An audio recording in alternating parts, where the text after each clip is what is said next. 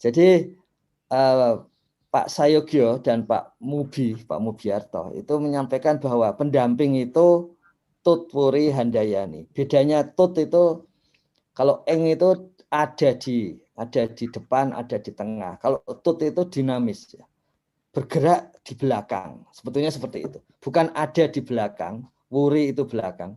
Tut Wuri itu bukan ada di belakang, tapi bergerak dari belakang.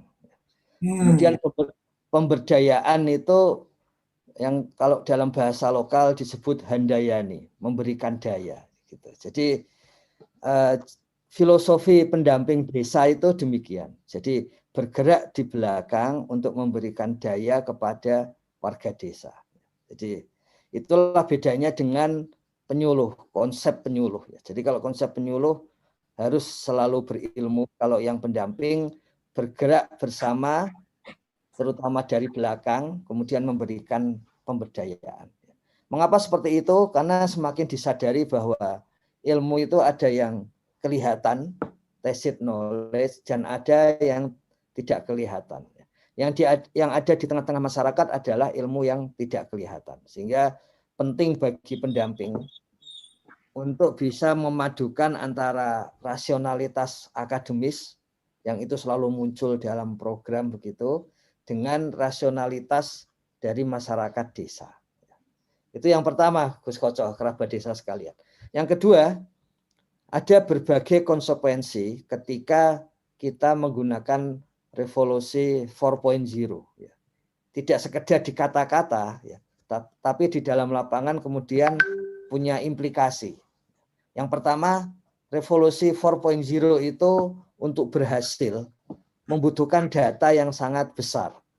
Jadi kalau misalnya di Kementerian Desa itu Pusdatin menyatakan bahwa bisnis kami itu data, ya, dan kami sangat rakus terhadap data karena memang dibutuhkan data yang sangat besar, yang sangat banyak supaya bisa merumuskan berbagai tindakan perbaikan lebih lanjut.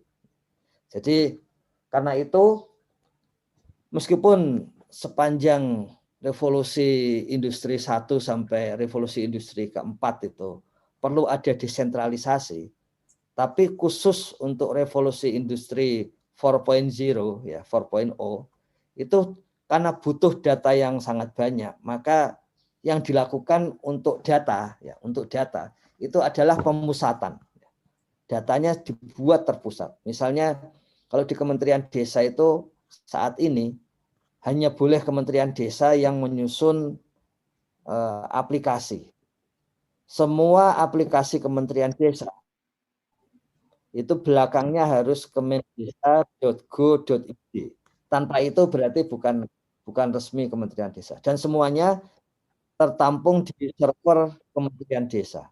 Yang pada akhir tahun lalu didatangkan server yang saat ini baik ya di dunia untuk ditanamkan di Kementerian Desa. Jadi kalau ada alasan mungkin servernya kurang, hampir pasti tidak terjadi. Yang terjadi adalah aplikasinya mungkin perlu perbaikan. Jadi persoalannya bukan di server, bukan di penyimpanan gitu karena sudah terlalu besar yang ada di Kementerian Desa, tetapi tinggal aplikasinya untuk bisa berguna dan digunakan oleh banyak pihak. Seperti itu.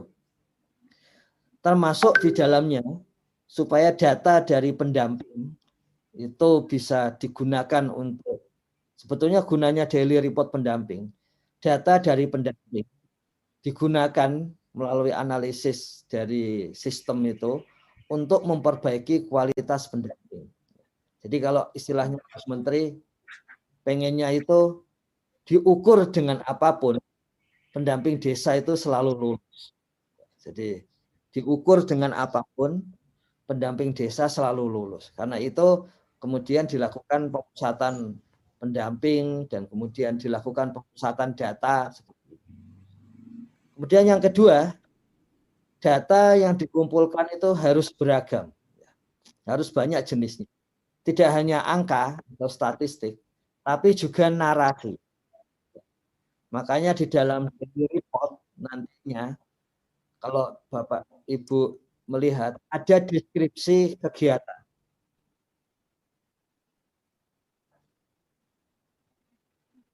Nah, itu isinya adalah narasi. Ya. Kemudian ada angkanya. Misalnya bekerja berapa lama, bekerja berapa jam. Kemudian ada gambarnya. Nah, gambarnya itu misalnya foto yang kemudian bisa ada apa namanya identitas foto sehingga diketahui lokasinya, jadi pada jam berapa dan sebagainya. Ya. Kemudian yang penting lagi adalah aliran datanya itu kontinu, yaitu digunakan setiap waktu. Ya, digunakan setiap waktu.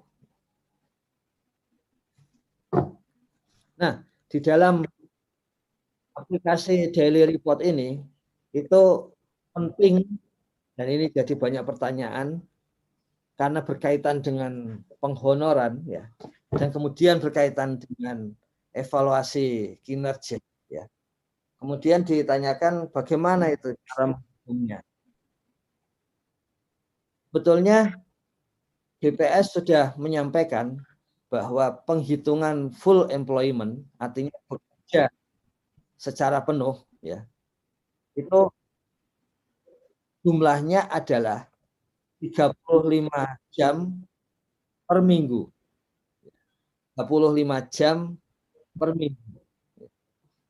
Sehingga kalau misalnya pegawai di dan sekitarnya mau bekerja dari jam 8 sampai jam 4 sore, ya, jadi 8 jam, tambah istirahat 1 jam, dikurangi istirahat 1 jam, maka total kerjanya adalah 7 jam. Kemudian bekerja dari Senin, Selasa, Rabu, Kamis, Jumat, ada 5 hari, maka 7 kali 5 adalah 35 jam per minggu.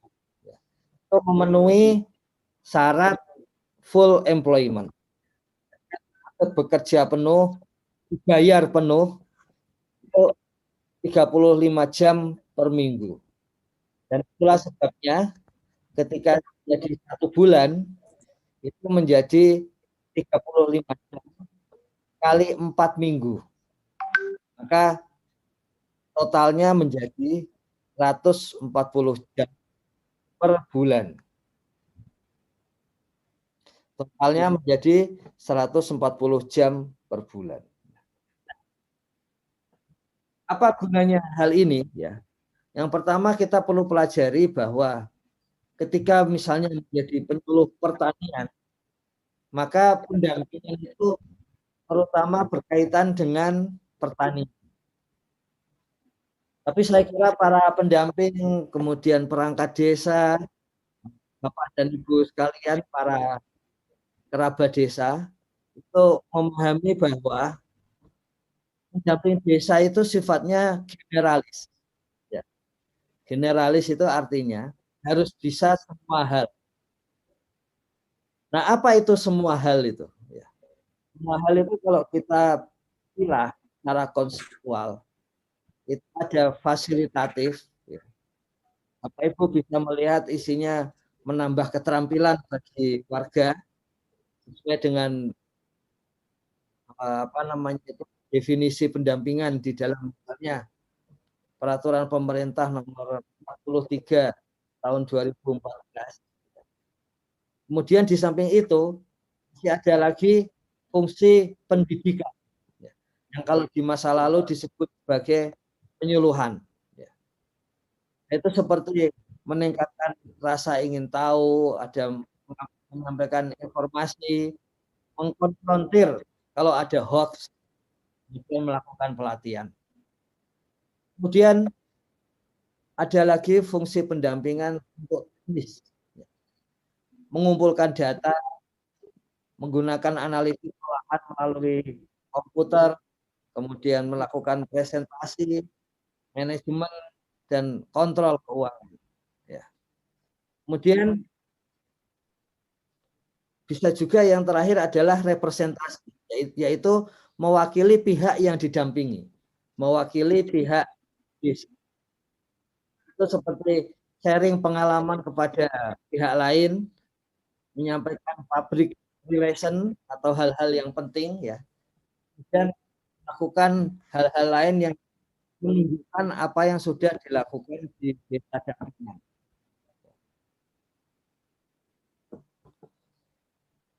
Ini kalau melihat partisipasinya sudah banyak apa ditutup, Gus? Karena bergaung terus ini, bergema terus di tempat kami. Udah kita tutup. Ya. Jadi, ya. Nah, dan yang menarik pengalaman dari para pendamping desa yang kemudian dipelajari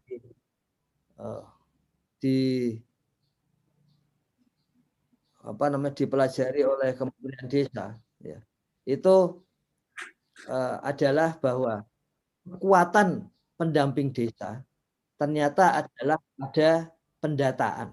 Ya, jadi saat ini kekuatan pendamping desa itu pendataan. Ya.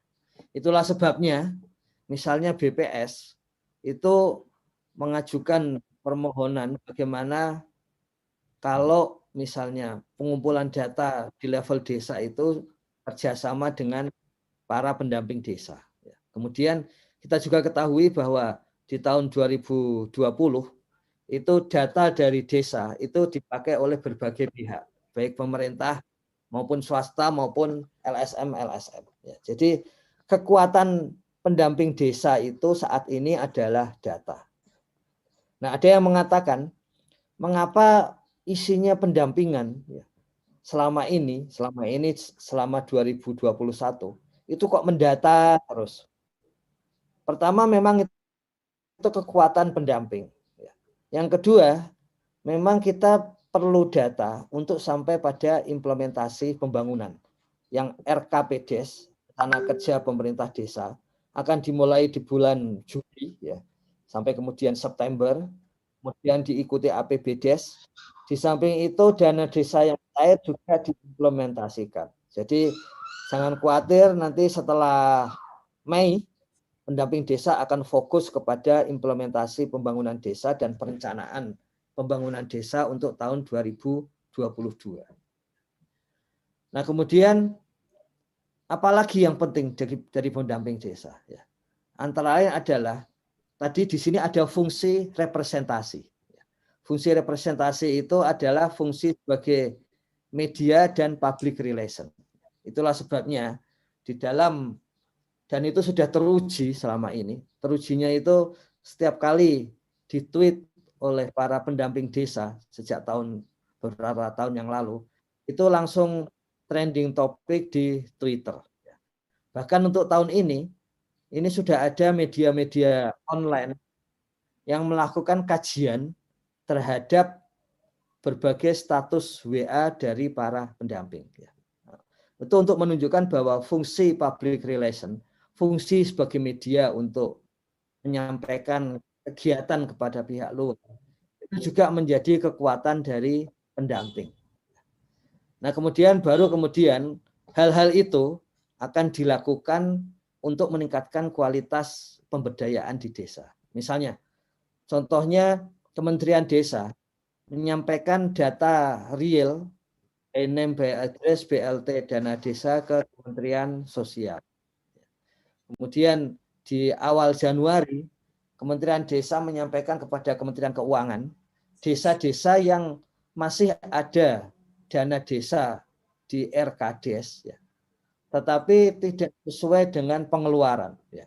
Pengeluarannya sudah dananya sudah full 100%, pengeluarannya dicatat oleh pendamping, artinya data itu ya, pengeluarannya dicatat oleh pendamping belum sampai 100%. Padahal harus selesai di bulan Januari itu supaya bisa ada dana desa masuk berikutnya. Meskipun memang ada kelonggaran sampai 30 Maret, tetapi Kementerian Desa memandang bahwa 31 Januari juga kegiatan harus selesai agar di 1 Januari itu sudah mulai dengan dana desa yang baru. Artinya apa? Data dari pendamping itu kemudian digunakan sebagai basis untuk disampaikan kepada kementerian terkait, sehingga ada juga perbaikan pendampingan di desa, perbaikan pemberdayaan di desa, perbaikan keuangan di desa, seperti itu. Basisnya semua perbaikan di desa itu adalah data dari pendamping. Nah, di akhir tahun lalu misalnya, sempat muncul di pemberitaan itu rekor laporan 4.387 halaman. Ya. Ini menunjukkan bahwa jika laporan pendamping itu di print, ya, itu jumlahnya bisa sampai 4.000 halaman. Ini apa namanya sudah seperti kalau kita tidur juga bisa jadi bantal gitu ya. Beratnya juga bukan main gitu. Lebih dari 35 cm kalau kita hitung ke atas gitu ya. Jadi artinya memang ada yang mengkritik. Pendamping itu kapan mendampingi? Kalau setiap saat itu diharapkan untuk membuat laporan. Jadi waktunya dipakai untuk menyusun laporan. Nah, karena itu kemudian Gus Menteri menyampaikan bahwa bagaimana kalau pendamping tidak usah membuat laporan, tapi laporan itu muncul secara otomatis dari sistem aplikasi. Ya itu bisa, dan itulah yang terjadi melalui aplikasi daily report pendamping. Jadi di dalam daily report pendamping, pendamping tidak usah membuat laporan, baik laporan bulanan maupun laporan tahunan. Karena semua laporan otomatis tersusun dari daily report pendamping. Dan laporan itu juga langsung disampaikan kepada Badan SDM di Kementerian Desa, langsung masuk kepada seluruh PPK, sehingga pada hari berikutnya sudah langsung disampaikan berapa pendamping yang sudah siap, artinya sudah 100%, sudah 140 jam per bulan untuk segera menerima honornya. Ya, seperti itu. Jadi laporan yang sampai ribuan ini di tahun 2021 sudah tidak ada lagi, sudah tidak perlu dibuat oleh pendamping desa. Laporan itu sudah tersusun otomatis sehingga pendamping desa bisa fokus kepada kegiatan-kegiatan pendampingan. Nah, apa pentingnya daily report? Kita bisa menyampaikan berbagai sanggahan, ya, kita bisa menolak kritik dan sebagainya.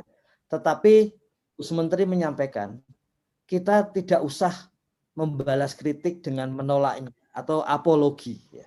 Tetapi kita akan menjawabnya dengan bukti. Ya. Jadi apapun kritiknya tentang pendampingan akan dijawab dengan bukti. Nah, bagaimana buktinya? Seluruhnya ada di daily report pendamping. Ya. Jadi contohnya tadi disampaikan bahwa pendamping direpotkan dengan urusan-urusan administrasi dan pelaporan. Sekarang di tahun 2021 pelaporan otomatis dari daily report. Jadi pendamping tidak direpotkan oleh administrasi lagi. Bisa fokus untuk mencatat, memasukkan ke daily report harian, kemudian setelah itu sudah selesai. Kemudian ada yang mengkritik, ini pendamping tidak bekerja ini kalau di tempat saya. Nanti kita akan menjawabnya ya, mulai bulan Mei, karena daily report ini minggu ini sudah berakhir untuk April. Mulai 1 April nanti sudah mulai 1 Mei sudah berlanjut ke bulan berikutnya. Kita akan menjawab pendamping bekerja atau tidak bekerja itu dengan jam kerja di dalam daily. Jadi kalau orang mengatakan ini pendamping tidak bekerja, ya kita lihat daily reportnya. Apakah nilai jam kerjanya 0 ataukah ada berapa? Gitu. Ya.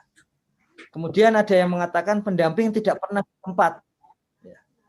Maka di dalam daily report itu ada foto, yang foto itu harus dilengkapi dengan format geotagging. Jadi bukan foto sembarang foto, tapi foto yang ada format geotagging. Ada yang mengatakan di tempat saya pas kejadian, pas ada kegiatan itu tidak ada internet. Bagaimana? Bagaimana saya membuat foto geotagnya? Ya. Jadi pertama, di dalam tiap HP yang Android ini, itu location-nya harus dibuka, harus boleh diakses. Jadi lokasinya harus boleh diakses. Kemudian pada saat melakukan foto menggunakan aplikasi daily report ini, maka meskipun saat itu tidak ada internet, tetapi location di dalam HP itu terbuka, maka pas memfoto itu, pas memotret itu, geotagnya juga akan terbaca. Jadi nanti kita bisa lihat beberapa pendamping yang upload foto tanpa geotag, ya, itu nanti akan mendapatkan berbagai penjelasan dari BPSDM itu otomatis. Jadi pendamping yang tidak ada geotagnya pasti akan mendapat peringatan gitu. Jadi kenapa tidak ada seperti itu, harus memberikan penjelasan dan sebagainya. Kemudian di dalam foto itu akan terbaca kejadian atau kegiatan itu terjadi di mana dan kapan. Ya. Jadi dalam geotag foto itu terlihat lokasi di mana. Kemudian foto itu juga memberikan identitas kejadian ini sedang berlangsung kapan. Ya. Kemudian ada juga kritik, kami membangun desa ini tidak ada pengaruh pendamping. Ya. Nah itu nanti akan dilakukan pembuktian dalam bentuk jumlah dan kegiatan waktu dari para pendamping itu dengan pencapaian SDG desa di desa tersebut. Dari situ nanti akan kelihatan apakah ada pengaruh pendamping atau tidak. Kemarin kita melalui sarapan SDG desa kita mengetahui ada yang desa-desanya itu sangat kreatif, ya. Kemudian menyampaikan pendampingnya nggak pernah datang. Ya. Ada lagi yang lain pendampingnya datang terus, tapi kepala desanya dan perangkatnya kurang banyak, tidak mengajukan pendamping. Ya. Nah kemudian ada juga yang menyampaikan kritik pendamping digunakan sebagai buzzer. Nah itu nanti juga kita akan melihat, membuktikannya dengan komposisi waktu kerja antara waktu kerja media sosial dengan kegiatan pendampingan yang lain. Kemudian ada yang mengatakan pendamping menguntungkan partai politik tertentu. Ini dipastikan, ya, dan sebentar lagi akan keluar SK dari Gus Menteri untuk juknisnya itu bahwa seluruh penggajian itu berbasis kepada daily report, itu 140 jam per bulan. Kemudian evaluasi kinerja tahunan ini juga berbasis daily report. Hanya berbasis daily report, kemudian koordinator provinsi bisa memberikan tambahan jika ada pendamping yang selama setahun itu ada kegiatan-kegiatan yang terlalu mencolok yang sifatnya negatif. Jadi bukan rekomendasi positif, tapi rekomendasi negatif. Itu semuanya juga akan masuk ke daily report. Jadi semua peringatan, kemudian hasil evaluasi dan sebagainya ada di daily report sehingga masing-masing pendamping bisa selalu mencatnya. Tujuannya adalah seperti di awal tadi, daily report ini untuk memperbaiki kualitas pendampingan. Jadi memang karena itu dilakukan aplikasi yang bisa langsung menyentuh masing-masing pendamping. Jadwal bulanannya demikian. Pada tanggal 1 dan tanggal terakhir di bulan tersebut, itu para pendamping yang disebut di dalam Permen Desa 19/2021 disebut TPP, tenaga pendamping profesional. Kenapa disebut profesional? Karena basisnya ada kerja dan kemudian dihonor. Kemudian pada tanggal 1 sampai 3 bulan berikutnya, jadi ini contohnya 1 sampai 30 April itu mengisi daily report. Kemudian 1 sampai 3 Mei bulan berikutnya itu pendamping bisa mencek akhir mengedit daily report sebelum nanti otomatis di jam 00 tanggal 4 itu laporan daily report akan tersusun. Jadi otomatis di tanggal 4 jam 00 jam pas mulai masuk tanggal 4 itu laporan daily report PDF ya. Itu akan masuk ke loker pendamping, kemudian Excel akan masuk ke PPK. Untuk pada tanggal 4 itu langsung diajukan ke KPPN untuk honor ya. Sehingga penyaluran honor oleh KPPN ke TPP itu bisa dilakukan pada hari berikutnya. Atau kalau ada kelambatan, misalnya karena ada libur panjang begitu, itu dihitung paling lambat di tanggal 10. Ini karena ada libur nasional, itu honor sudah sampai kepada pendamping. Kemudian olahan dari daily report yang juga otomatis yang akan menunjukkan mana saja pendamping yang perlu didatangi untuk dicek begitu. Itu akan muncul dari report kepada BPSDM dan tanggal 10 sampai tanggal 25 tiap bulan BPSDM dibantu oleh TPP pusat, provinsi, kabupaten, kemudian pendamping desa di kecamatan itu melakukan supervisi ke lapangan.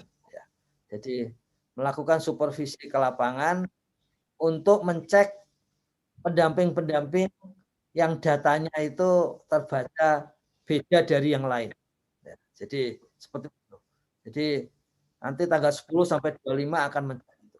Jadi kalau ada yang mengatakan bagaimana kalau pendampingnya itu cheating, ya, kalau nakal dan sebagainya. Pada dasarnya Gus Menteri itu meminta bahwa kita harus positive thinking kepada semua pihak. Apalagi kepada pendamping yang direkrut oleh Kementerian Desa sendiri. Ya. Jadi pada dasarnya daily report ini menerjemahkan positif, ya, pandangan positif kepada pendamping. Ya.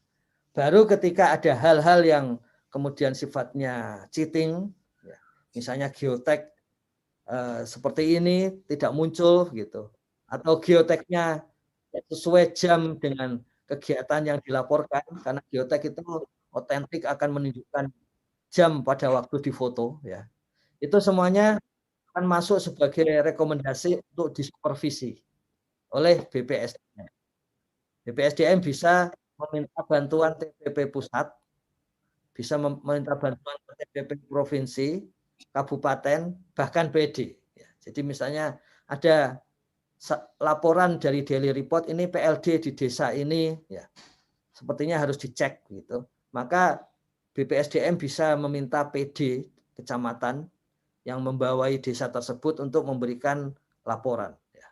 Dan ketika ada peringatan, maka peringatan itu akan langsung dikirim melalui daily report kepada pendamping yang bersangkutan. Jadi dan itu akan terdata ke dalam loker pendamping. Jadi begitu ada peringatan, maka akan muncul terdata di loker pendamping, sehingga pada saat evaluasi kinerja tahunan, peringatan-peringatan itu jika ada, maka akan muncul. Dan tentu saja peringatan yang sifatnya negatif akan mengurangi skor. Jadi semuanya otomatis itu. Mendapatkan surat peringatan itu mengurangi skor. Kapan? Di bulan November. Jadi jadwal bulanannya seperti di atas, jadwal tahunannya itu di bulan November, tanggal 1 November, hasil evaluasi kinerja tahunan yang kemudian berupa rancangan kontrak untuk tahun berikutnya itu sudah muncul. Jadi untuk pendamping yang kemudian sampai tanggal tersebut tidak masalah, maka langsung mendapatkan notifikasi akan dikontrak tahun depan. Sehingga tidak ada lagi masalah yang sering terjadi bertahun-tahun di bulan Desember, pendamping tidak yakin dikontrak atau tidak, begitu kan. Kalau menggunakan daily report ini, nanti di bulan November, pendamping sudah ada kepastian dikontrak atau tidak. Nah, begitu dikontrak, maka itu akan terbentuk kontrak 2022. Tapi kalau ternyata menurut daily report itu pendamping ternyata tidak layak dikontrak, kenapa dikeluarkan di bulan November tanggal 1? Maksudnya oleh Gus Menteri adalah pendamping masih bisa memperbaiki kinerjanya selama 2 bulan. Jadi khusus yang tanggal 1 November itu notifikasinya belum layak kontrak, masih ada upaya perbaikan 2 bulan. Sehingga nanti pada tanggal 31 Desember, sebetulnya tanggal 1 Januari ya, itu diharapkan yang tadinya tidak layak kontrak di 1 Januari kemudian menjadi layak kontrak. Jadi itulah tujuan bahwa evaluasi kinerja dilakukan secara objektif melalui daily report dan ditambah ada ruang rekomendasi dari koordinator provinsi, tapi ini rekomendasi negatif hanya jika ada kesalahan yang dilakukan oleh pendamping. Dan kemudian langsung muncul laporan kinerjanya di bulan November. Pendamping yang lolos akan muncul notifikasi di kontrak tahun depan. Yang belum lolos akan muncul notifikasi supaya tetap meningkatkan kinerja karena masih ada sisa 2 bulan untuk meningkatkan kinerja, sehingga harapannya di 1 Januari tahun baru itu hasil evaluasi kinerjanya sudah berubah dari semula disarankan tidak dikontrak menjadi dikontrak. Ya, seperti itu. Kemudian ini yang kita sebut sebagai, ini antara lain sampai hari ini yang diminta oleh Gus Menteri dan ada kebutuhan di lapangan, analisis dari daily report. Ya, tadi kami sampaikan, daily report itu adalah big datanya pendamping. Kenapa disebut big data? Karena pendamping melakukan setiap ada kegiatan, melaporkan setiap ada kegiatan, setiap saat, setiap hari. Kemudian isinya itu tidak hanya deskripsi atau narasi, tapi juga angka-angka, ya, waktu kapan, ya, ada di mana, berapa periodenya, tapi juga ditambah lagi deskripsinya dokumen-dokumen yang diupload. Ya. Nah, kemudian itu semua, ya, itu semua digunakan untuk melakukan analisis. Di bulan Mei itu Gus Menteri berencana akan menyampaikan hasil analisis daily report di bulan April kepada publik, sehingga jawaban-jawaban yang ada selama ini, pertanyaan-pertanyaan selama ini sudah bisa dijawab dengan objektif. Pertama, analisis waktu kerja. Waktu kerja yang tadi kami sampaikan di atas 140, tapi harapannya Gus Menteri patokannya dinaikkan ke 160. Tujuannya tentu saja untuk meningkatkan honor. Jadi analisis waktu kerja 140 jam per bulan, 35 jam per minggu, itu adalah basis untuk penghonoran. Bapak Ibu sekalian, kerabat desa, pendamping menyampaikan bahwa pendamping ini kerjanya banyak, ya, lama kerjanya, tapi kok honornya kok segitu, ya. Nah, Kementerian Keuangan menyampaikan honor pendamping boleh naik kalau ada buktinya. Nah, nanti di bulan Mei kita sudah punya bukti waktu kerja masing-masing pendamping dan kemudian rata-rata pendamping. Nah, diharapkan memang waktu kerjanya itu di atas 140 jam per bulan. Yang artinya apa? Artinya bekerja penuh bahkan lebih. Lebih dari waktu kerja penuh. Maka itu kemudian basis untuk peningkatan honor. Apakah ini sulit? Tidak. Ya. Jadi bagi pihak-pihak yang pernah melakukan ISO itu, di dalam ISO itu, lembaga itu selalu punya kaidah dasar, write what you do, dan do what you write. Jadi yang kita lakukan dicatat, write what you do, ya. Dan kemudian semua yang kita lakukan sebagai rencana itu dijalankan, do what you write. Ya. Nah, pada waktu write what you do, itu seringkali muncul bahwa, ternyata kita melakukan banyak hal. Sama, ini yang terjadi pada pendamping. Kami sampaikan bahwa pada saat ini, ya, pada kemarin malam, itu ada pendamping yang waktu kerjanya sudah lebih dari 200 jam. Bahkan ada satu pendamping kami temui, waktu kerjanya 300 jam. Apakah itu masuk akal? Masuk akal. Total waktu kerja dalam sebulan itu adalah 720 jam. Jadi kalau ada yang melebihi itu ya nggak masuk akal. Tinggal waktu tidurnya berapa. Jadi dengan pengurangan waktu tidur maka sudah ada yang lebih dari 200 jam selama sebulan. Kemudian analisis lokasi kerja. Itulah sebabnya foto itu harus senantiasa menggunakan geotagging. Karena ini digunakan untuk analisis lokasi kerja. Banyak pendamping menyampaikan, ini honor pendampingan itu tidak cukup karena kami harus bekerja di banyak desa. Dan di banyak desa itu ternyata lokasinya jauh-jauh. Di samping itu juga untuk menuju ke sana itu lama. Soal lama itu akan masuk di analisis waktu kerja. Soal jauh, bekerja di mana saja, akan masuk dalam analisis lokasi kerja. Kami sampaikan bahwa Kementerian Desa selain melanggan peta dari BIG, Badan Informasi Geospasial, tahun ini juga melanggan peta dari Google Earth Pro, atau kadang-kadang orang menyebut Google Map Pro. Nah, apa gunanya langganan Google Map Pro? Di situ, waktu kerja ada di daily report. Kemudian dari foto di daily report, akan terlihat analisis melalui Google Map Pro itu, sebetulnya pendamping itu bekerjanya di mana saja. Pendamping bekerja di mana saja. Google Map Pro juga akan mendeteksi satu persatu pendamping itu melakukan kerja itu sepanjang berapa meter, berapa kilometer. Jadi selama sebulan itu kerjanya berapa kilometer, berapa meter, lokasinya ada di berapa jaraknya dari satu desa ke desa yang lain. Gunanya apa? Ketika ada permintaan pendamping tunjangan operasional, maka jawabannya akan disampaikan oleh Kementerian Desa tentang analisis lokasi kerja. Jadi gunanya foto itu adalah untuk analisis lokasi kerja, dan itu gunanya lagi bagi pendamping untuk mencek apakah memang butuh tunjangan operasional lebih tinggi lagi atau tidak. Seperti itu. Kemudian nanti ada lagi analisis jenis-jenis kegiatan dan deskripsi dari kegiatan. Ya, jadi ada kegiatan pendampingan, ada kegiatan sosialisasi, ada kegiatan koordinasi, ada kegiatan macam-macam itu kategorinya akan dianalisis. Apa gunanya? Kalau di situ misalnya paling tinggi yang dilakukan pendamping adalah sosialisasi, maka artinya Kementerian Desa harus menyediakan pelatihan melakukan sosialisasi. Karena itu adalah kegiatan yang paling banyak dilakukan oleh pendamping.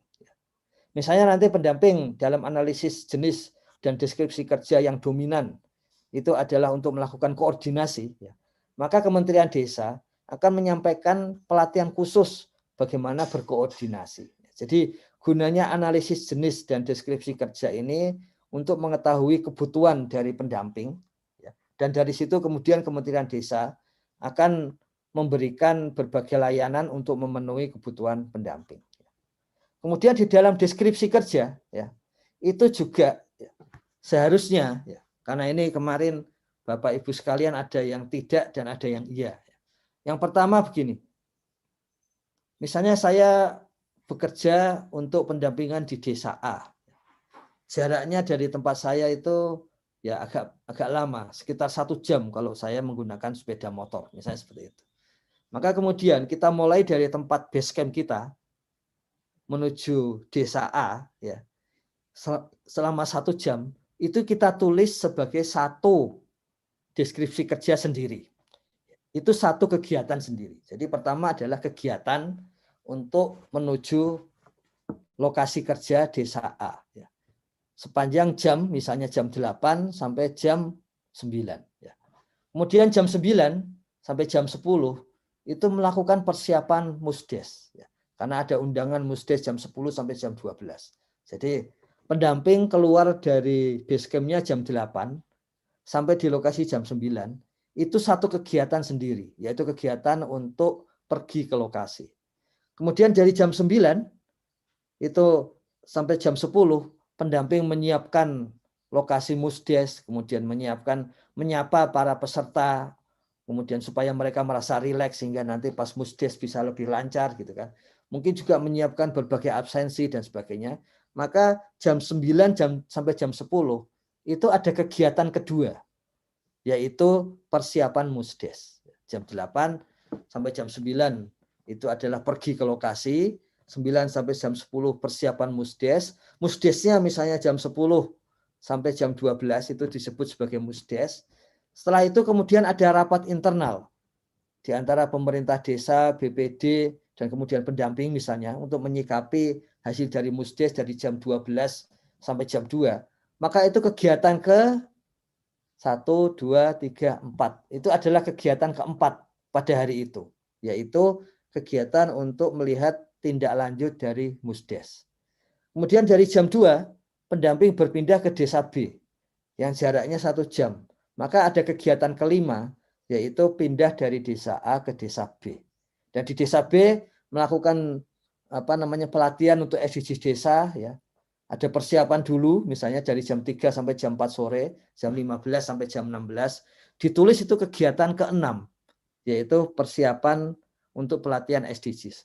Kemudian SDGs-nya misalnya sampai jam 6, itu disebut sebagai kegiatan ke-7, pelatihan SDGs.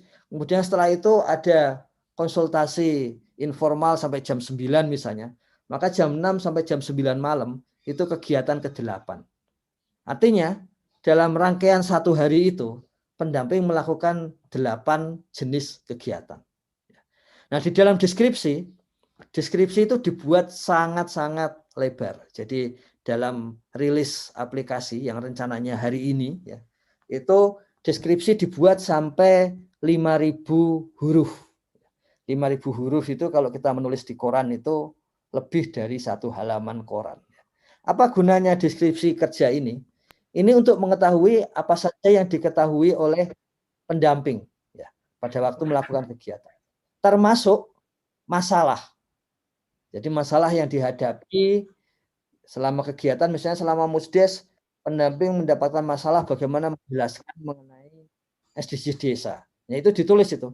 Masalahnya adalah kesulitan melihat SDGs desa. Apa gunanya menulis masalah? Ya. Itu nanti di dalam analisis daily report itu ada analisis kata kunci. Jadi kata-kata kunci masalah akan dikumpulkan secara nasional, provinsi, kabupaten, ya, sampai ke kecamatan, sehingga masing-masing TPP pendamping di pusat sampai ke kecamatan itu mengetahui secara persis apa sih masalah yang dihadapi pendamping di wilayahnya. Termasuk Kementerian Desa juga mengetahui hal itu. Sehingga misalnya ada masalah soal kebijakan tertentu, misalnya 8% dana desa untuk COVID dan pendamping sulit untuk menjelaskan itu. Kalau itu sampai masalah itu tertulis di dalam deskripsi kegiatan, itu kemudian menjadi bahan pelatihan pendamping berarti adalah melatih 8% dana desa untuk COVID. Makanya di dalam deskripsi ini pendamping perlu menulis secara, kembali lagi, daily report ini ditulis oleh pendamping, dari pendamping, ya. Kemudian gunanya oleh pendamping, ya. Kemudian juga dia nanti punya manfaat bagi pendamping. Jadi sebetulnya tujuan filosofi dasarnya daily report seperti itu. Kemudian di dalam deskripsi, kalau ada itu kegiatan pertemuan, selalu ditanyakan yang datang siapa. Kalau ada yang datang wakil dari golongan miskin, maka ditulis lainnya, kemudian dalam lainnya dituliskan golongan miskin. Kemudian berapa yang hadir? Apa gunanya itu? Itu antara lain akan digunakan untuk menganalisis partisipasi pembangunan desa. Jadi banyak yang mengatakan Musdes itu adalah simbol dari demokrasi di desa. Tapi ada yang lagi membantah, kan di Musdes itu yang datang hanya elit desa. Maka yang terjadi di Musdes adalah elite capture. Nah, silang pendapat seperti itu tidak punya data yang konkret, yang luas. Selalu datanya kasus. Tetapi mulai tahun ini, Kementerian Desa, para pendamping akan bisa menunjukkan secara objektif. Sebetulnya di dalam rapat itu yang datang berapa orang. Ada kasus memang kalau yang datang itu banyak, maka kemudian pendamping sulit menyatakan ini berapa orang ya, karena ini kayaknya puluhan ini. Maka coba dihitung, sehingga kemudian dicantumkan berapa yang datang. Kemudian nanti siapa yang datang. Jadi apakah termasuk juga masyarakat biasa atau semuanya elit. Itu akan membantu untuk menunjukkan kebijakan pembangunan desa misalnya masih kurang partisipatif, maka ada kebijakan lanjutannya. Ini contohnya di tanggal 1 sampai 23 April kita mencek jumlah kegiatan. Jadi ini bukan jam kegiatan, tapi jumlah kegiatan. Kalau jam kegiatan itu jadinya pendamping lokal desa itu jam kegiatannya lebih tinggi daripada pendamping desa, lebih tinggi daripada kabupaten, yang kabupaten lebih tinggi daripada TA provinsi, dan yang provinsi lebih tinggi dari TA nasional. Jadi itu jam. Kalau yang disampaikan di sini adalah jumlah kegiatan. Jadi Bapak Ibu bisa mencek kolom jumlah kegiatan, yang pusat itu 1.300, yang provinsi 8.190, yang kabupaten kota 79.000, yang PD 32.380, yang PLT 358.670. Nah, masing-masing jenjang itu ada jumlah pendampingnya. Kalau kita ambil rata-rata dari kegiatan dibagi dengan jumlah pendamping, ya, itu terlihat bahwa yang paling banyak adalah, apalagi ini persoalannya adalah, ya, itu ketika menulis kegiatan itu semuanya digabung. Dari jalan, mulai jalan sampai kemudian pulang lagi ke base camp, itu dianggap satu kegiatan. Jadi hasilnya seperti ini. Tadi kami beri contoh bahwa perjalanan satu kegiatan, persiapan mungkin ada satu kegiatan, kegiatan musdesnya satu kegiatan, pasca musdes kalau ada lanjutan omong-omong formal, diskusi informal, diskusi, maka itu satu kegiatan. Jadi harus ditulis begitu. Nah, ini agak tidak masuk akal bahwa rata-rata kegiatan per hari itu cuma satu. Yang provinsi juga rata-rata per orang per hari cuma 2 kegiatan. Ini tentu saja tidak terlalu masuk akal. Ini ada persoalan bagaimana menulis kegiatan. Ya, seperti itu. Nah, kalau kita lihat daily report ini menggunakan Android, maka di situ ada kelihatan daily report pendamping desa. Ini Gus Menteri memiliki catatan pada bintang pendamping. Karena ini adalah aplikasi dari pendamping oleh pendamping untuk pendamping. Maka kalau bintangnya itu rendah, ya, itu menunjukkan juga bahwa di antara kita, di antara para pendamping, itu masih belum ada, masih kurang gitu jiwa korsa, karena ini sesama kita gitu. Kemudian untuk masuk di bagian tengah itu username-nya adalah NIK, password-nya adalah NIK. Nah, ini yang menarik, ketika data dari daerah, satker daerah sekarang semuanya ada di BPSDM, itu ternyata NIK yang disampaikan di satker daerah itu banyak berbeda dari NIK yang kemudian dipakai para pendamping. Jadi sebelum banyak yang melakukan protes gitu, kenapa kok saya nggak bisa masuk begitu? Kemudian kami cek ada sekitar 1.000 NIK yang tidak sama antara dokumen yang satu dengan dokumen yang lain. Kemudian setelah itu muncul lagi sekitar ratusan yang mengirim WA, NIK kami begini. Padahal NIK yang database sudah diperbaiki. Kemudian ada muncul lagi WA, NIK kami sebetulnya ini. Loh, kok beda lagi? Jadi ada sekitar hampir 2.000 pendamping yang tidak bisa masuk.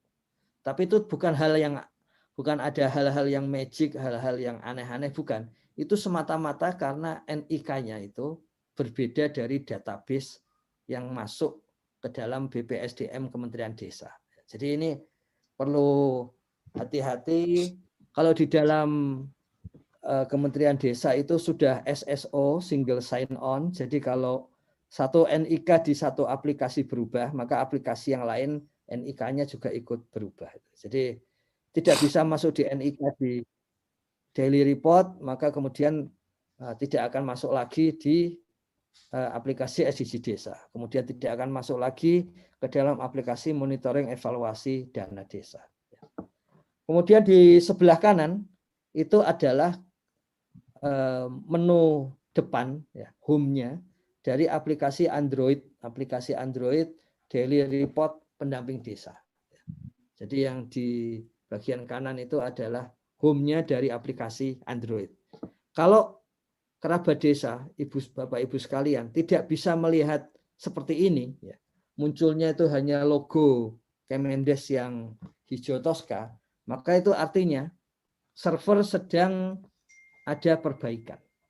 Misalnya contohnya hari ini, seperti biasa, menjelang ada rilis baru, maka kemudian ada sebagian pengecekan. Setelah pengecekan internal beres, kemudian pengecekan langsung ke seluruh 35.000 pendamping. Dan itu mungkin sedikit banyak servernya harus dimatikan dulu supaya tim bisa melakukan pengecekan. Jadi kalau itu munculnya lambang Kementerian Desa yang hijau toska saja, itu artinya server sedang dilakukan pengecekan. Nah, sampai 2 hari yang lalu, pendownload dari daily report pendamping desa ini 35.664.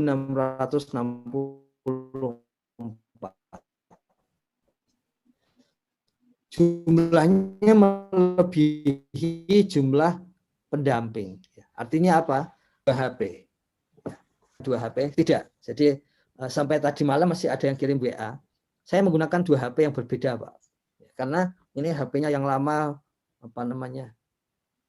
lemot gitu. Kemudian ini ada HP baru, ini lebih cepat gitu. Nah, itu pindah ke HP baru, membuka di HP baru, mengisi datanya di HP baru, tidak masalah. Cuman memang isi dari data itu di HP itu sifatnya adalah sementara. Sebelum, misalnya kalau ada offline, sebelum dilakukan sinkronisasi, maka datanya sementara di HP. Tapi kalau Bapak Ibu sekalian sudah langsung terhubung ke internet, maka datanya langsung masuk ke server. Nah, ini untuk bagian berita, untuk menu berita, itu langsung terkoneksi ke web berita Kementerian Desa. Jadi yang berita ini langsung terkoneksi ke web berita Kementerian Desa. Publik relatif jarang masuk web berita. Ya, itulah sebabnya Gus Menteri kemudian menyusun web Kementerian Desa itu sifatnya adalah seperti ada menu-menunya, seperti kalau sekarang kita lihat di HP gitu. Jadi tidak langsung keluar sebagai web berita. Tapi untuk para pendamping, web berita dari Kementerian Desa ini penting, supaya dimanapun bisa mengetahui perkembangan yang terjadi di Kementerian Desa. Sudah mulai ada usulan juga bagaimana kalau ada khusus berita-berita yang diupload oleh para pendamping. Nah, itu usulan tersebut sedang dijalankan ini oleh tim teknis supaya para pendamping bisa mengupload berita-berita di wilayahnya. Sehingga nanti di antara kita semua itu bisa melihat apa yang terjadi di antara para pendamping satu dengan yang lain. Yang itu nanti gantinya, kalau ini kan dari web berita Kementerian Desa masuk ke daily report. Kalau nanti yang berita pendamping dari daily report itu kemudian akan masuk ke web berita Kementerian Desa.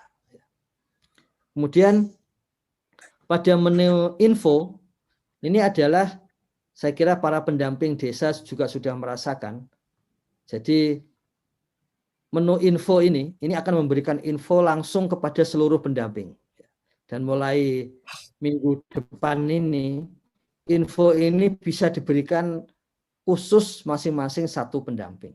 Jadi misalnya di tanggal 3 itu langsung kelihatan pendamping yang misalnya belum sampai 140 jam per bulan, maka akan mendapatkan informasi bahwa kalau bulan ini belum 140 jam, maka kemudian nilai honornya kalau berkurang sebabnya karena itu.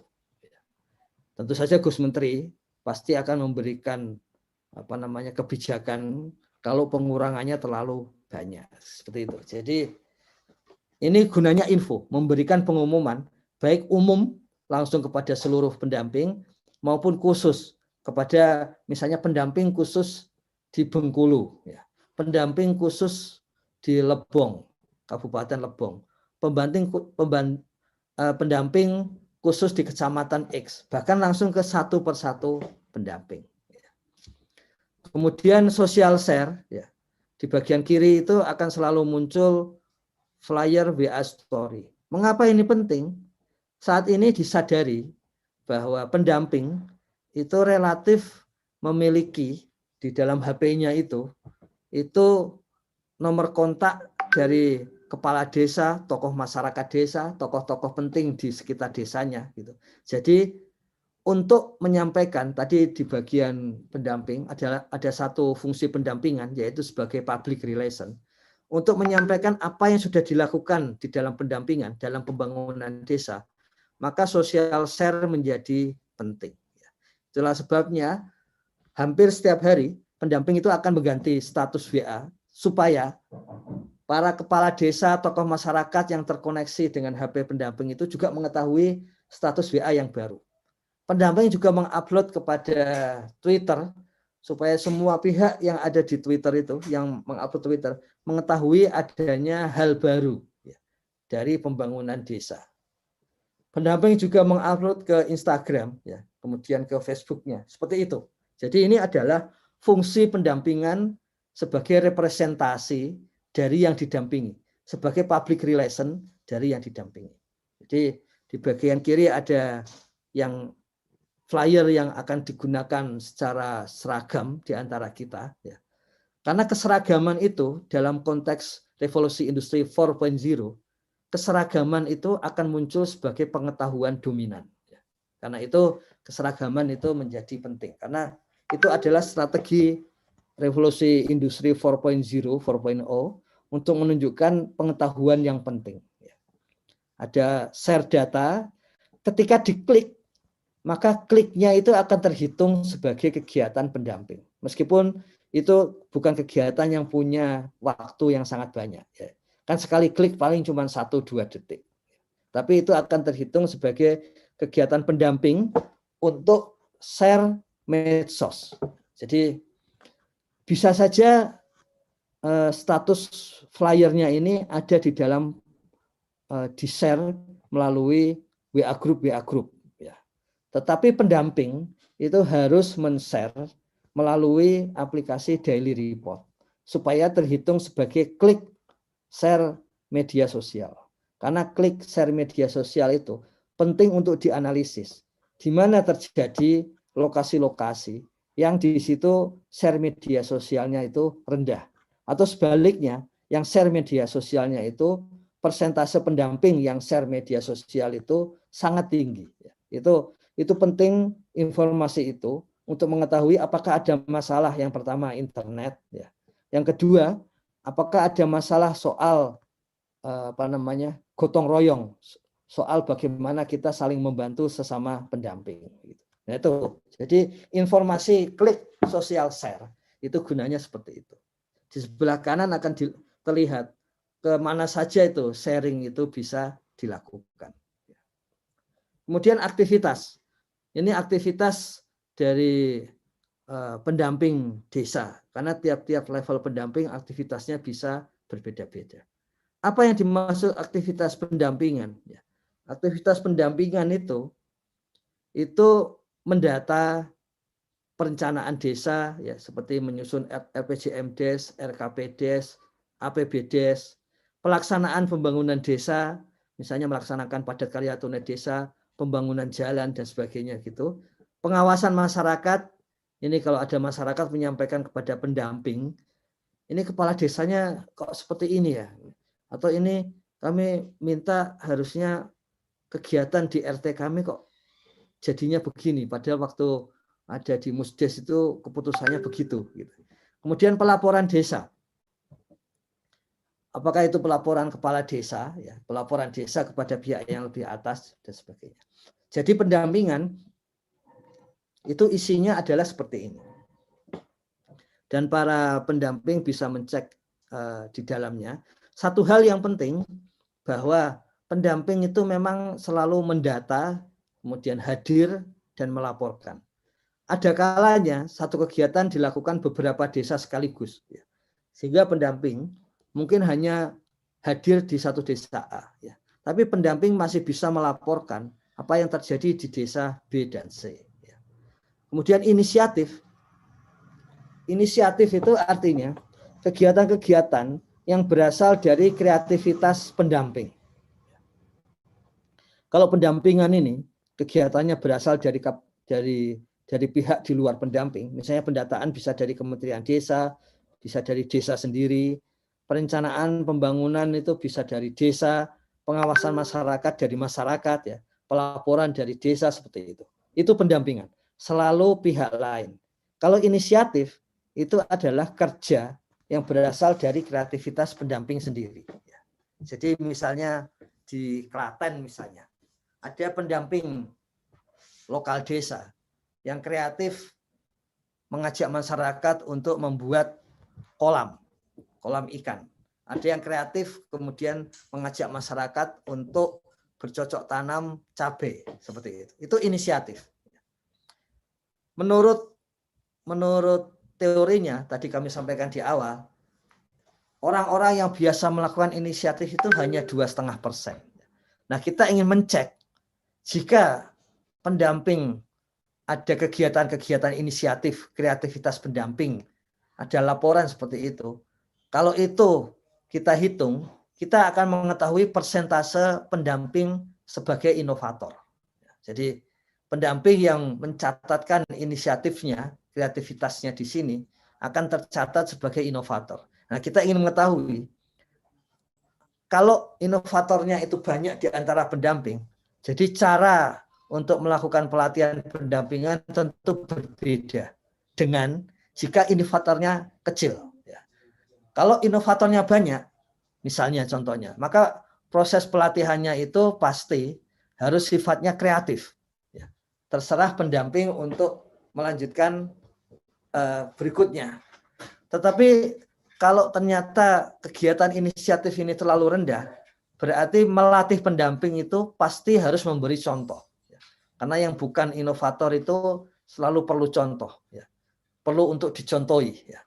Kalau yang inisiatifnya banyak, itu justru tidak perlu contoh.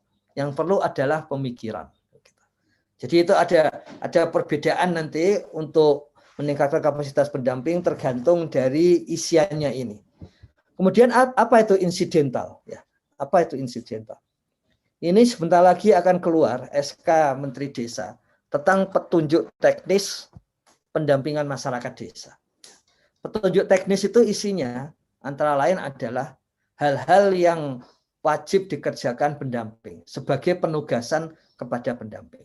Nah, insidental atau penugasan lain itu adalah jika ada tugas di luar tusi itu. Jadi di setiap tugas dan fungsi pendamping di bagian bawah itu ada penugasan lain oleh Kementerian Desa. Nah, jika ada selain yang di atasnya, maka itu adalah kegiatan insidental. Jadi insidental itu pasti kegiatan di luar tugas pokok dari pendamping. Kemudian media sosial ini adalah tadi kami sampaikan sebagai bentuk perwujudan public relation pendamping di desa. Nah, media sosial ini isinya saat ini adalah flyer WA yang bisa dinaikkan ke Instagram, ke YouTube, ke YouTube-nya harus goyang-goyang, ke Facebook, ya, dan kemudian ke WA sudah pasti. Kemudian peningkatan kapasitas mandiri. Jadi ini yang menarik dari Gus Menteri. Kalau Bapak Ibu membaca Peraturan Menteri Desa nomor 19 tahun 2020 tentang pendampingan masyarakat desa, di situ semua tugas pendamping itu ada peningkatan kapasitas mandiri, ada mentoring seperti itu. Nah, itu adalah dicatatkan oleh Gus Menteri sendiri. Jadi apa itu gunanya? Sekarang kita mengetahui dari psikologi bahwa manusia yang lazimnya itu ulet dalam hidup itu adalah manusia-manusia yang memiliki pola pikir, mindset, pola pikir yang selalu kreatif. Bukan pola pikir yang tetap, tapi pola pikir yang selalu berubah. Nah itu meningkatkan kapasitas mandiri ini biasanya hanya muncul pada warga, masyarakat dan pendamping saat ini yang memiliki pola pikir yang tidak tetap, bukan fixed mindset gitu, tapi pola pikir yang kreatif. Itulah sebabnya Gus Menteri sendiri yang meminta supaya mentoring dan peningkatan kapasitas mandiri itu ada di dalam Permen Desa nomor 19 tahun 2020. Jadi itu sebagai indikator jika Bapak Ibu pendamping memasukkan kegiatan peningkatan kapasitas mandiri, entah itu ikut pelatihan, rajin ikut bintek sendiri, rajin membaca sendiri, rajin mencari di dalam internet dan sebagainya, semuanya untuk meningkatkan kapasitas mandiri, itu kita akan masukkan ke dalam kategori pendamping yang memiliki mindset yang selalu tumbuh.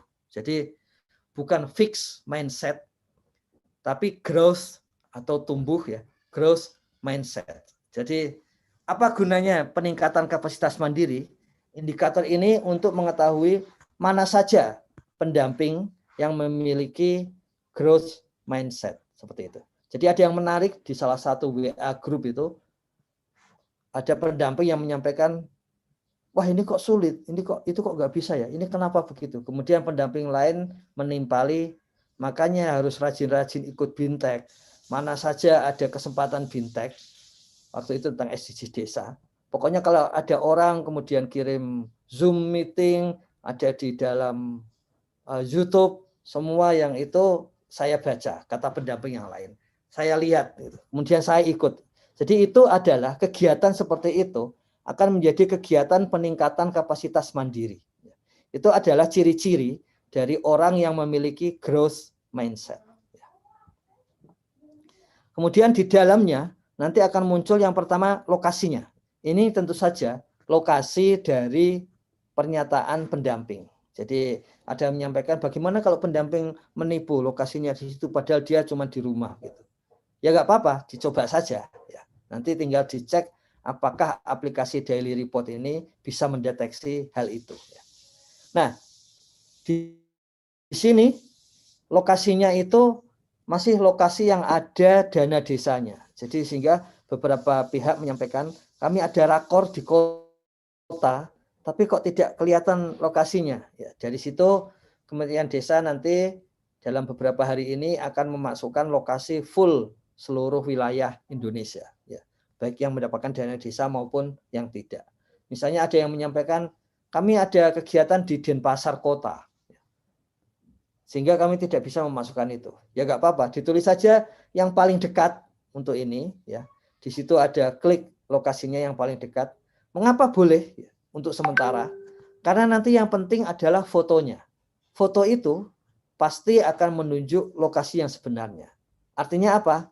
Artinya lokasi ini melalui sistem di Daily Report bisa langsung diubah oleh foto itu. Jadi nanti admin di Kementerian Desa bisa langsung mengkoreksi lokasi ini melalui foto-foto geotaggingnya itu. Jadi lokasinya seperti itu. Termasuk kalau kemudian di bagian berikutnya menuliskan waktu mulai dan waktu selesai. Kalau antara waktu mulai dan waktu selesai itu berada di luar geotagging foto, maka itu biasanya akan kelihatan waktu untuk memotretnya itu kapan. Makanya kami sarankan kepada pendamping, meskipun fotonya tidak menarik, mungkin saja tidak menarik gitu, tapi jangan diedit. Karena kalau diedit maka waktunya berubah. Dan ketika waktu berubah maka aktivitasnya jadi tidak klop dengan waktunya. Dan ketidakkelopan itu yang kemudian membuat nanti BPSDM akan menyerahkan, merekomendasikan untuk mencek ulang pendamping tersebut. Gitu. Nah kemudian isi untuk kegiatan pertemuan ada tokoh yang hadir, mana saja. Kemudian apakah ada tokoh yang lain. Kemudian apa perannya untuk masing-masing itu.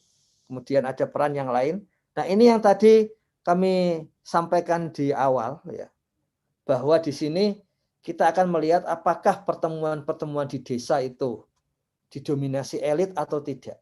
Seperti itu. Ini untuk menjadikan pembuktian seperti itu, untuk melihat sejauh mana partisipatori pembangunan desa.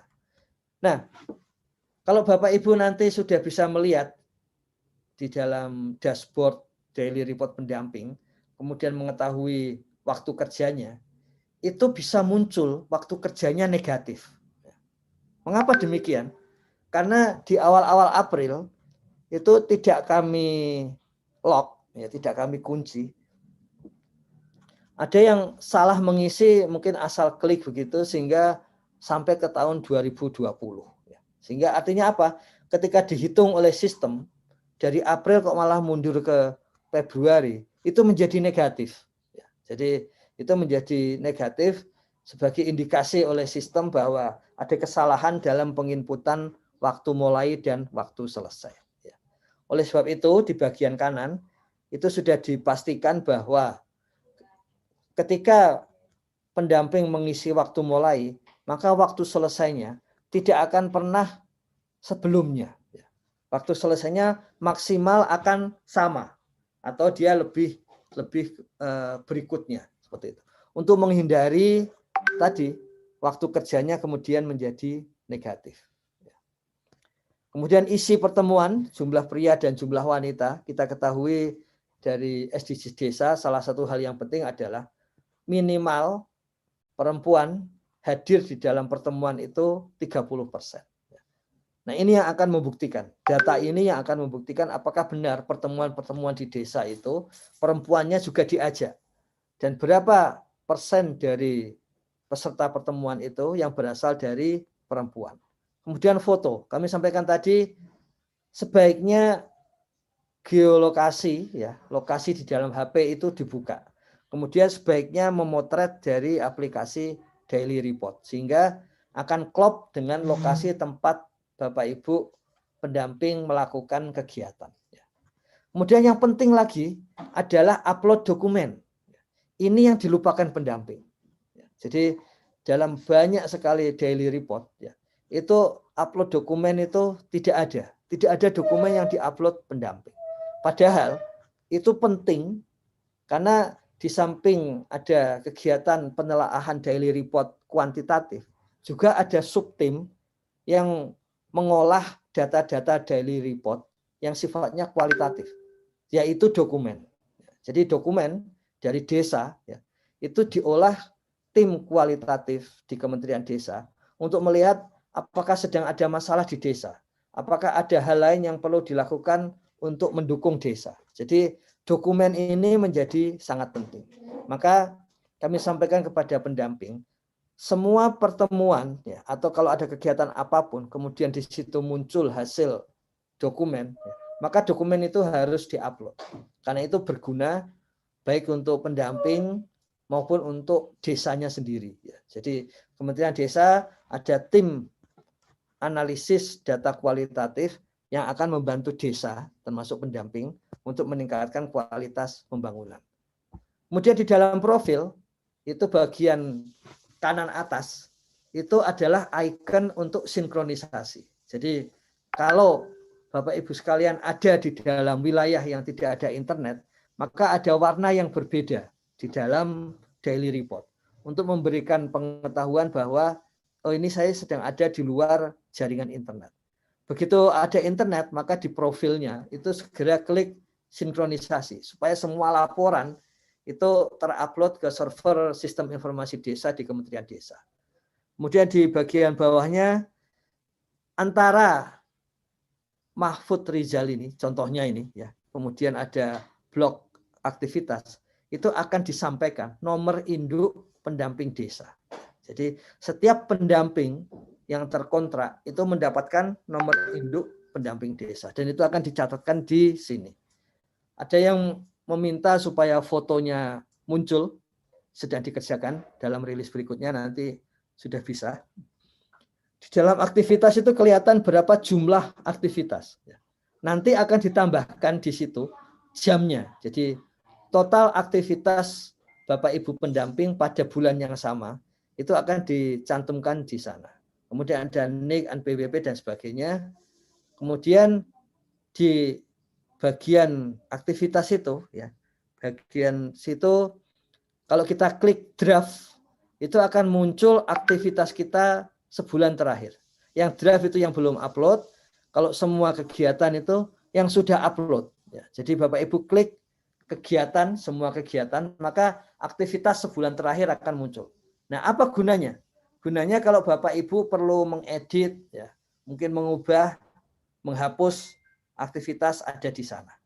Nah, di blog aktivitas saya, khusus TA Kabupaten, kemudian TA Provinsi, dan TA Nasional, di awal April itu blok aktivitas itu masih ada kegiatan perbaikan di blok itu, sehingga di blok awal itu hanya ada draft dan semua aktivitas. Dan itu yang kemudian membuat bahwa aktivitas TA Kabupaten, Provinsi, dan Nasional pada awal-awal April itu seakan-akan tidak termuat di sini. Padahal di database-nya, di sistem informasi desa, itu semuanya lengkap. Jadi jangan khawatir, semua data yang diupload pasti tersimpan di server Kementerian Desa. Nah, data itu kemudian akan dimasukkan lain-lain di dalam aktivitas saya. Jadi di situ nanti akan muncul demikian.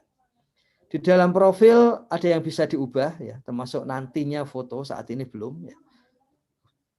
Nomor HP, email, telepon. Ya. Kemudian yang ada gambar ungu di kanan bawah itu untuk mengeditnya, ya, untuk mengedit aktivitas tadi. Jadi di dalam edit profil seperti itu, di bagian paling bawah itu ada logout. Ya, jadi kalau Bapak Ibu mau logout itu ada di profil, kemudian di bagian paling bawah. Sebagian ada menanyakan bagaimana kalau saya mengisinya di dalam komputer, laptop. Ya bisa. Ya. Gunakan aplikasi BlueStack antara lain. Atau yang lain tidak apa-apa. Yang penting itu adalah aplikasi emulator Android ke dalam komputer. Misalnya ada yang menyampaikan, waduh saya tidak punya Android, saya punyanya iPhone gitu. Seperti itu, ini pasti pendamping yang sudah mapan ini sehingga pakai iPhone begitu. Nah itu gunakan emulator yang bisa dilakukan di dalam komputer, gitu Gus Koco. Berarti sudah sangat mapan ketika tanyanya iOS ya, karena pengguna iOS di Indonesia itu baru hanya sekitar berapa 15% paling. Iya. Siapa tahu pas pendamping di atas. Itu pendampingnya udah kaya-kaya ini, udah pakai iOS. Nah itu bisa mengotak-atiknya melalui aplikasi emulator Android. Di situ bisa download dan sebagainya. Nah itu menariknya. Jadi yang menarik dari pendamping itu di satu sisi itu ada pendamping yang selalu menyampaikan keluhan. Di sisi lain ada pendamping yang selalu menyampaikan, saya akhirnya gunakan ini jadinya karena ada masalah itu saya makanya begini. Itu sebetulnya indikator awal growth mindset atau fixed mindset. Jadi pola pikir tetap atau pola pikir yang selalu tumbuh. Nah di dalam daily report tadi malam kami sampaikan sambil menunggu rilis yang di dalam Android yang terbaru nanti sudah muncul jam kerja Bapak Ibu. Ya. Sambil menunggu itu Bapak Ibu bisa langsung melihat dashboard dari daily report. Isinya itu aktivitas, berita, info, social share, kegiatan, pendamping. Ya. Nah kalau karena bagian saya jadi ada user admin. Di dalam aktivitas itu akan mengambil seluruh data. Jumlah datanya memang sangat banyak sehingga kalau Ibu Bapak klik aktivitas itu munculnya bisa agak lama. Kemudian dalam berita, seperti inilah berita yang ada di dalam dashboard daily report. Bapak Ibu bisa mengklik bagian kanan itu yang ada folder itu, tanda folder itu untuk melihat isi berita. Kemudian di bagian info, ini adalah bagaimana cara menyusun pengumuman kepada para pendamping. Nanti di sini ada tambahan lagi di bagian atas, pengumuman mau disampaikan kepada pendamping wilayah mana. atau pengumuman akan disampaikan langsung kepada satu pendamping. Nanti bisa seperti itu. Jadi jangan kaget kalau nanti tiba-tiba Gus Menteri melayangkan misalnya selamat ulang tahun kepada Bapak karena hari ini berulang tahun, itu karena memang Gus Menteri pernah memberikan instruksi supaya seluruh pendamping itu mendapatkan selamat ulang tahun langsung dari Gus Menteri. Nah, itu akan menggunakan ini. Ya. Kemudian social share di situ akan melihat bagaimana kegiatan yang harus dibagikan sebagai public relation oleh pendamping. Nah, yang menarik adalah kegiatan. Bapak Ibu, Usulan itu tadi kalau dikirim ucapan selamat ada kiriman voucher belanja juga, Bang? Ya. Ada kode vouchernya ya, harus ada gitu ya. Iya. Hadiahnya ya. Ya. Itu menarik itu. Idenya menarik. Bisa kita coba nanti. Nah, di dalam menu kegiatan itu Bapak Ibu pendamping bisa mengklik filter dan di situ bisa menuliskan nama Bapak Ibu sendiri atau mencek kegiatan di tempat lain. Kemudian di dalam pendamping juga sama. Ini contohnya, ketika klik deskripsi kegiatan bisa muncul seperti ini. Bapak Ibu melihat di bagian bawah, di bagian dokumen tidak ada dokumen. Nah, nanti jangan begitu. Jadi apapun kegiatannya, kalau ada dokumen, upload dokumen. Kemarin ada yang menyampaikan dokumen saya besar. Memang sebaiknya dokumen itu kecil, supaya tidak ada masalah upload bukan di tempat kami, tapi di tempat Bapak Ibu. Jadi, tapi karena ada kebutuhan, nggak bisa kalau cuma 4 MB, maka dokumen yang bisa diupload itu maksimal sekarang dinaikkan menjadi 30 MB. Tapi harap diingat bahwa dokumen ini memang dokumen yang penting ya, sehingga memang bisa dipakai banyak pihak. Contohnya Kementerian Desa akan menyampaikan atau mendokumentasikan seluruh dokumen Perdeskat di dalam sistem informasi desa, sehingga lebih mudah terdiseminasi kepada warga desa. Kemudian akan terlihat nama pendampingnya, kemudian lokasinya. Kalau fotonya itu location dibuka, maka akan kelihatan tempat lokasinya. Seperti tadi kami sampaikan, yang diambil dari foto itu adalah lokasi dan jam. Yang diambil dari foto adalah lokasi dan jam. Karena Google Map Pro itu akan mendeteksi lokasi itu Bapak Ibu ada di mana saja. Kemudian jam itu Daily Report akan mendeteksi apakah foto Bapak Ibu itu sesuai dengan waktu kegiatan yang dilakukan. Jadi cara mendeteksi apakah terjadi cheating atau penipuan di antara kita begitu, nggak bekerja tapi mengupload foto dan sebagainya itu, yang pertama secara teknis seperti itu. Yang kedua secara non teknis, seluruh desa termasuk pendamping itu bisa melaporkan kalau ada pendamping lain ya. Misalnya warga desa melaporkan, kemarin ada laporan misalnya di Sumatera Selatan itu, bahwa pendampingnya misalnya di situ mengambil dana. Atau kepala desa ada yang melaporkan bahwa pendampingnya tidak ada di lokasi. Jadi sudah banyak yang melaporkan itu dan langsung dicek oleh BPSDM bersama TPP nasional. Ya, langsung ke lapangan seperti itu. Nah ini gunanya. Jadi kalau fotonya itu menggunakan Daily Report, maka harusnya akan muncul lokasi kegiatannya di mana. Dan itu yang akan terdeteksi melalui Google Map Pro. Kalau seperti ini tanda bahwa fotonya, location-nya tidak dibuka. Sehingga tidak ada gambar foto. Nah, Bapak Ibu pendamping yang tidak membuka location ini akan menerima surat dari BPSDM. Bahwa supaya itu memang harus dibuka. Dan kalau tidak dibuka lagi, maka dianggap kegiatan itu dicurigai. Ya, seperti itu. Lain-lain di sini ditulis dihadiri siapa. Jadi untuk pertama kalinya Indonesia akan mendapatkan data kegiatan di desa dihadiri siapa saja secara objektif seluruh desa di Indonesia. Ini big data antara lain berguna seperti itu. Sehingga mengatakan demokrasi jalan di desa atau demokrasi tidak berjalan di desa. Itu ada basis data objektifnya. Jadi gunanya seperti itu. Nah, ini ada peran-peran lain. Di sini ada peran pendamping. Maksudnya adalah pendampingannya ada di sana. Ya. Kemudian untuk pendamping, Bapak Ibu bisa melihat di sini ada data seluruh pendamping di Indonesia. Bapak Ibu bisa mengklik bagian filter untuk mencari nama Bapak Ibu sendiri. Sambil mencek apakah NIK-nya sudah benar, apakah data yang lain sudah benar. Kesalahan NPWP misalnya, itu masih terjadi. Sehingga masih ada pendamping yang selalu telat, sangat telat untuk mendapatkan honor. Karena oleh Kementerian Keuangan ketika dicek nomor NPWP-nya berbeda dengan Ditjen Pajak. Nah, kalau kita klik folder, ya, klik icon folder, maka akan kelihatan di sini nama pendampingnya. Ya, nama pendampingnya nanti dicek kalau ada kesalahan di situ, dan kemudian di sini ada skornya. Jadi setiap sudah lebih dari 140 jam dalam bulan itu, ya, maka skornya pasti 100. Ya. Tapi kalau skornya kurang dari 100, maka tidak. Apa gunanya skor? Skor di sini seperti persentase.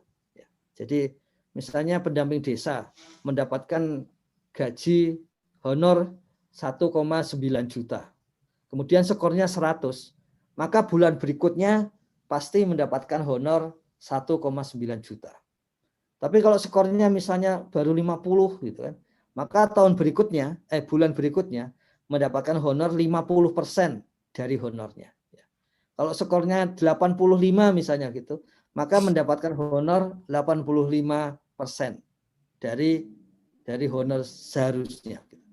Ini terlihat pendamping yang aktif sampai 361. Nah, yang bagian kiri itu untuk mendeteksi. Jadi kalau orang mengatakan pendamping itu buzzer, ya kita lihat kalau kategori media sosialnya memang dominan, ya memang sekaligus buzzer. Tapi bedanya ini menurut Pepih Nugraha. Pepih Nugraha ini ahli dari media sosial dari Kompas yang kemudian sudah berani keluar karena merasa bahwa sudah bisa mandiri gitu. Bedanya buzzer positif dengan negatif. Seluruh buzzer positif. Buzzer itu jelas itu.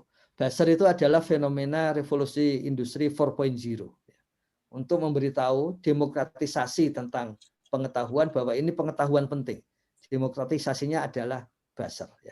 Buzzer positif selalu menunjukkan nama aslinya. Buzzer yang negatif selalu ketika menyampaikan informasi itu informasinya selalu anonim, ya, bukan menunjukkan aslinya. Pendamping itu selalu ketika di Twitter menunjukkan nama aslinya. Ya. Ini contoh dari pendamping yang lain. Pendamping yang lain menunjukkan bahwa yang paling banyak jamnya itu adalah pendampingan. Tadi kami sampaikan di awal, dari data ini akan diketahui pelatihan apa yang penting bagi pendamping. Pelatihan apa yang harus dominan bagi pendamping. Contohnya, saat ini banyak pihak luar mengkritik harusnya pelatihan pendamping itu adalah tentang bagaimana pendamping mengetahui kebijakan-kebijakan dan sebagainya. Tapi kalau ternyata yang muncul bukan itu, ya, maka yang paling tepat adalah yang sesuai dengan kebutuhan pendamping. Kita lihat di sini justru pendamping ini media sosialnya 0, peningkatan kapasitas mandiri yang tadi ya, growth mindset itu indikatornya dari sana. Inisiatif sudah mulai ada ya. Kemudian penugasan lain, ini mungkin sedikit salah paham apa yang dimaksud penugasan lain, yaitu di luar tusi, di luar yang diminta oleh SK Menteri Desa. Kalau yang ini kapasitas mandiri sudah mulai ada, inisiatif juga mulai ada. Nah, kemudian di situ akan terlihat detail pendampingan. Ini yang penting karena yang tadi kami sampaikan pada awal April itu ada beberapa perubahan dari tadinya tanpa kategori menjadi ada kategori untuk TA kabupaten, provinsi, dan pusat. Sehingga tidak muncul di HP, meskipun minggu depan ini akan muncul, tetapi di dashboard Bapak Ibu bisa mencek apakah ada di dalam server. Ya. Ini adalah melihat apakah datanya ada di dalam server. Ya. Saya kira itu yang penting. Ya. Mungkin perlu kami sampaikan juga ini, Gus Koco, kerabat desa sekalian, bahwa satu hal yang kemudian muncul ya, di dalam kegiatan ini, itu bahwa setelah Bapak Ibu mengetahui di sana berapa jam kerja yang sudah tercatat begitu, itu kemudian muncul yang kita sudah pelajari minggu lalu mengenai apa itu yang disebut kurva dari motivasi. Jadi ketika kepastian untuk berhasilnya itu 0, orang tidak termotivasi.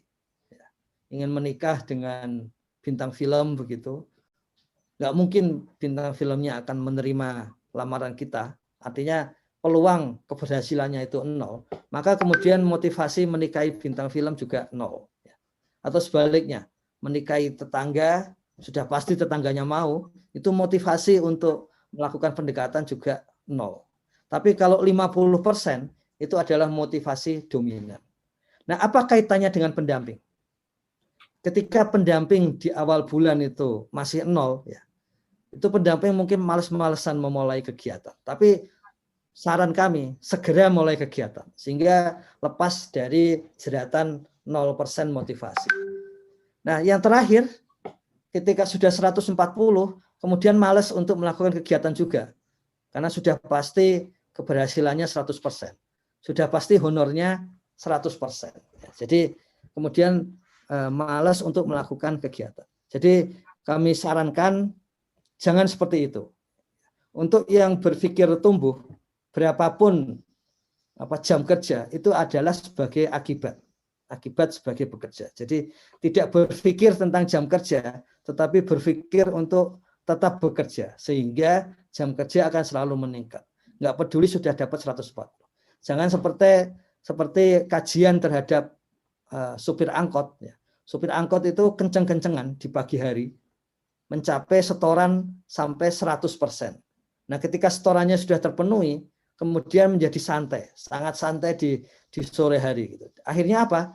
Pendapatan di sore hari juga menjadi lebih kecil daripada di pagi hari. Ya, jadi kita sudah menyadari salah satu kelemahan yang mungkin muncul dengan daily report itu adalah demotivasi setelah pendamping mencapai angka jam kerja 140 jam per minggu.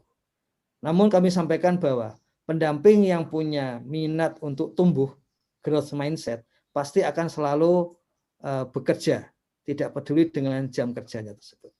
Nah, di sini juga menarik, Gus Menteri pada bulan April ya, itu sudah menyampaikan kepada beberapa pihak bahwa sekarang kita bisa memastikan pendamping desa itu kerja sampai di luar waktu.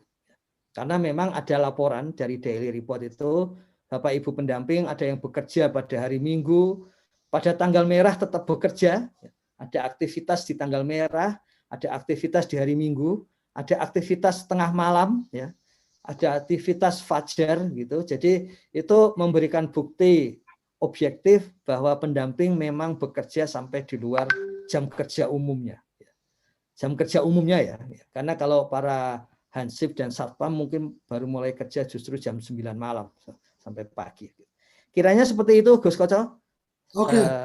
Nanti kalau ada hal lain bisa ya, kita lanjut. Menarik, karena waktunya juga tinggal 10 menit, beberapa sudah kita coba rekam dari chatting. Saya memahami satu yang di chatting adalah masih ada teman-teman pendamping yang berpikir jam kerjanya itu jam berapa sampai jam berapa. Artinya saya itu punya jam kerja jam 9 sampai jam 5 umpamanya. Tapi ada sisi yang lain juga. Saya suruh laporan apa, nggak ada kegiatan. Memang di desa cuma ada satu kegiatan. Sementara ada juga yang tadi dijelaskan oleh Gus Ivan adalah kegiatan inisiatif. Artinya sebenarnya pendamping ketika tidak ada undangan dari desa, ketika tidak ada rapat di kecamatan atau tidak ada undangan-undangan pertemuan, sebenarnya bisa melakukan inisiatif kegiatan. Artinya mungkin melakukan kegiatan mengikuti pelatihan, mengikuti apa dan seterusnya, dan dengan cara digital yang tadi disampaikan, sebenarnya sangat mudah sekali menurut saya ya. Kalau kata ini ikut pelatihan di rumah, saya tinggal ambil handphone gitu kan, saya tinggal foto aja, saya di depan laptop, cepret, jamnya jelas, geotaggingnya jelas, acaranya jelas, udah saya nggak perlu sertifikat, saya tinggal sampaikan laporan bahwa saya mengikuti pelatihan tentang apa, namanya seperti itu. Apakah bisa seperti itu masuk dalam konteks konteks jam kerja yang dibutuhkan di daily report, Gus?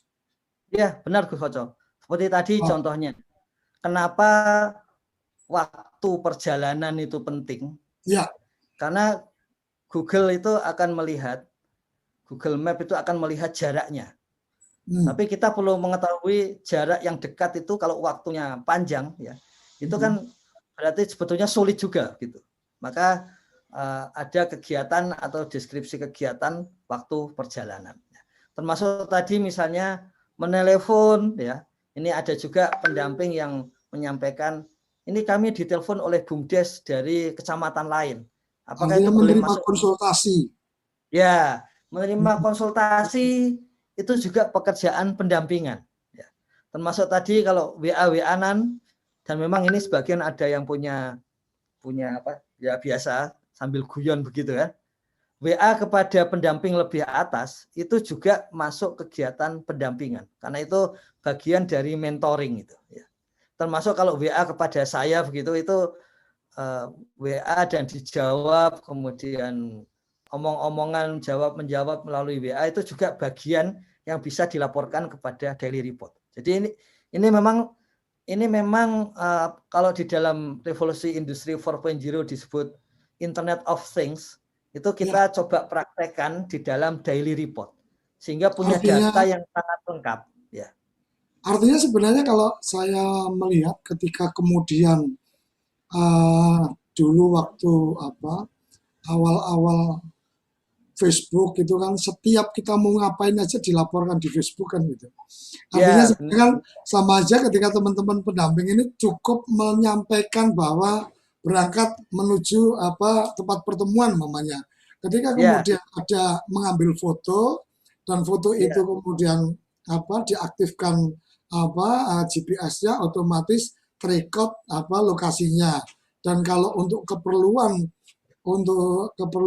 dokumentasi sebenarnya tinggal disetting di kameranya bahwa ada format untuk tanggal. Jadi suka tidak suka ketika kita ambil fotonya otomatis ada tanggalnya, ada jamnya, dan kemudian akan mengikuti geotagging yang lokasi di mana foto itu berada sehingga akan bisa jelas bahwa oh ternyata sampai di lokasi perjalanan. Jadi saya masih melihat ada bagian pemahaman yang belum seragam ini Gus tentang kegiatan. Artinya kalau datang di Musdes itu kemudian catatannya hanya satu kegiatan mengikuti Musdes.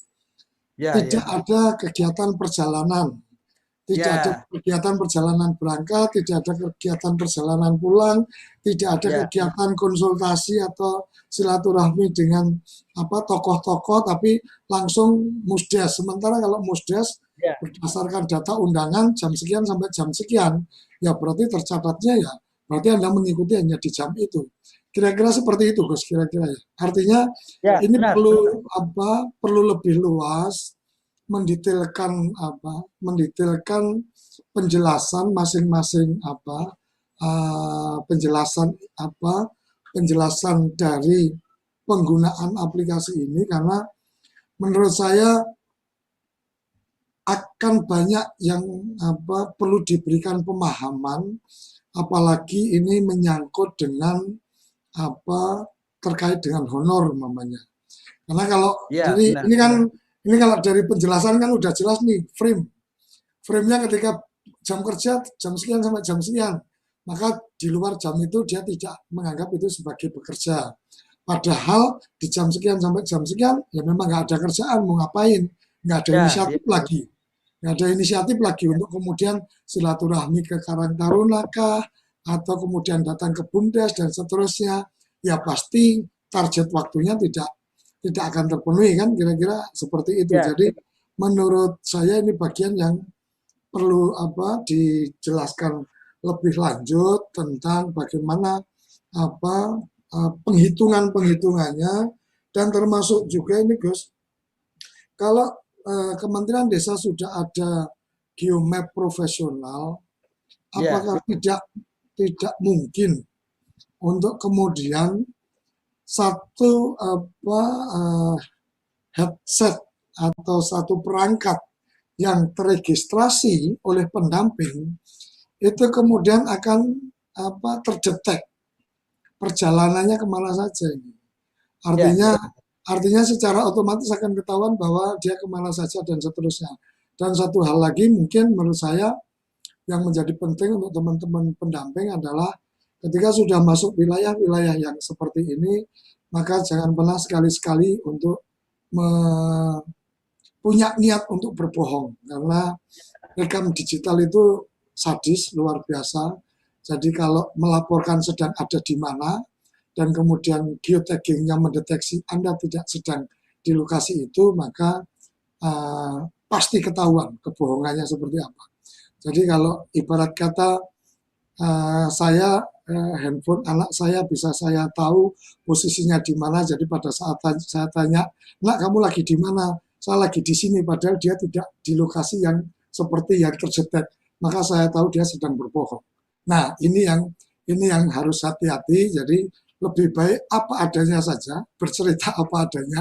Hari ini memang tidak kemana-mana, ya ceritakan tidak kemana-mana.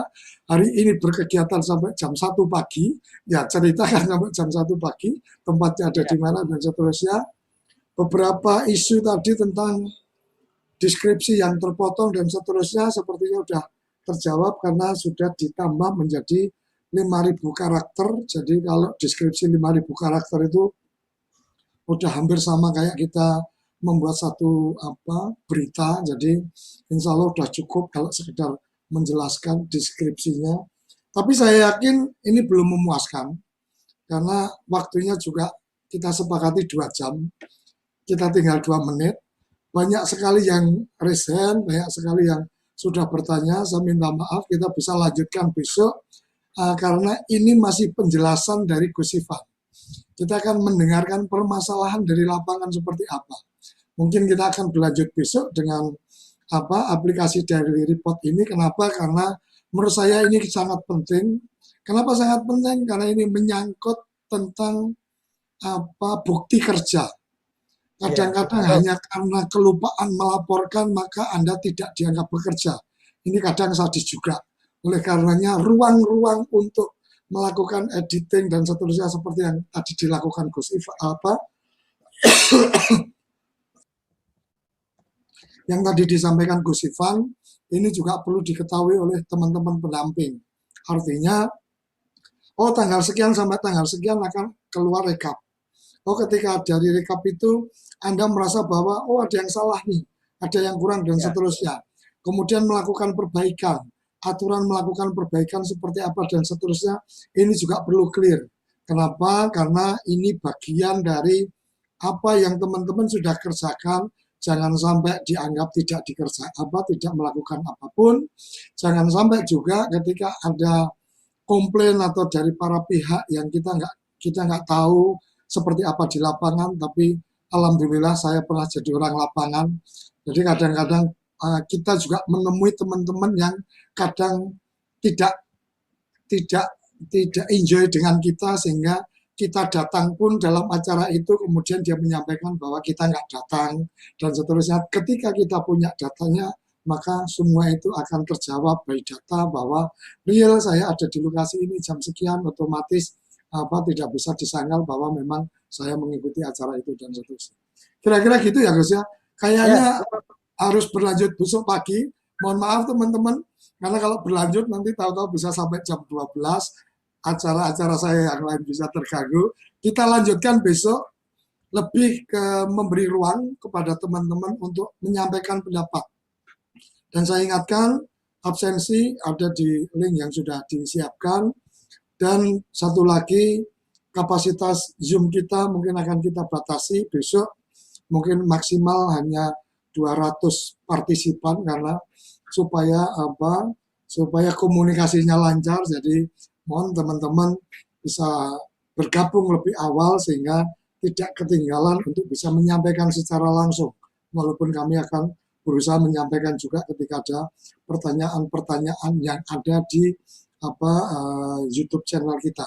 Tapi yang jelas saya ingatkan sekali lagi, mohon forum chatting yang ada di Zoom maupun chatting yang ada di YouTube itu tidak dijadikan forum absensi hadir, tapi lebih pada untuk dijadikan forum menyampaikan pertanyaan, pendapat, atau informasi. Kira-kira itu, Gus. Saya mestinya mau menyapa Prof. Yayan, tapi sudah mungkin ada acara lain. 2 jam memang waktu yang luar biasa. Ini selayaknya kuliah umum, jadi kalau kuliah umum itu tidak ada kesempatan tanya jawab. Jadi besok mungkin kuliah biasa, jadi mahasiswa bisa bertanya. Kalau kuliah umum itu kuliahnya ribuan orang, jadi yang berbicara itu tidak memberikan kesempatan untuk yang mengikuti bertanya. Mohon maaf, mohon dimengerti karena memang kondisi waktu dan kita akan sambung di esok hari. Tetap di Sarapan SDGs Desa Spesial bersama Gus Ivan, tetap berdiri sebaris, Holubus Kuntul Baris, salam SDGs Desa, salam bahagia kerabat desa Indonesia. Terima kasih, sampai jumpa esok hari. Apa sih yang kita inginkan untuk masa depan desa? Warga desa yang sehat, pendidikan yang berkualitas, pendapatan yang meningkat dan merata, lingkungan desa yang tetap lestari, desa aman, nyaman, dan damai berkeadilan. Ada dan budaya desa yang terlindungi. Semua itu adalah cita-cita kita bersama melalui SDGs Desa. bergabung dengan seluruh warga sedunia. Melangkah maju, mewujudkan cita-cita bersama. Desa-desa di Indonesia telah menapaki kemajuan. Butuh kebayaan yang tetap terjaga. fasilitas di desa semakin baik, pendidikan dasar akan tetap kita tidak boleh lengah, sebab masih banyak tantangan yang menghadapi. pengangguran pemuda desa. Pengangguran pemuda desa harus diatasi. Penurunan kemiskinan desa harus lebih cepat lagi. Kebakaran hutan harus dihentikan.